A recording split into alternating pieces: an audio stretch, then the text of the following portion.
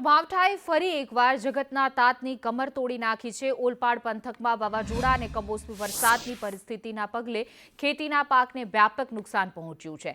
ખેડૂતોએ મહેનત કરીને પકાવેલો પાક તેમના માટે સોના સ્વરૂપ છે, પરંતુ જ્યારે પાક લણવાનો વારો આવ્યો તો કમોસમી વરસાદે મહેનત પર પાણી ફેરવી દીધું છે। કમોસમી વરસાદને લઈને ડાંગર પકવતા ખેડૂતો મુશ્કેલીમાં મુકાયા છે। ડાંગરનો તૈયાર પાક ખેડૂતો જેમ તેમ કરી ખેતરમાંથી બહાર કાઢી રહ્યા છે અને રોડ પર સૂકવી રહ્યા છે, ત્યારે સરકાર નુકસાનીનો સર્વે કરી વળતર ચૂકવે અને ટેકાના ભાવ પણ વધારે તેવી ખેડૂતો માંગ કરી રહ્યા છે।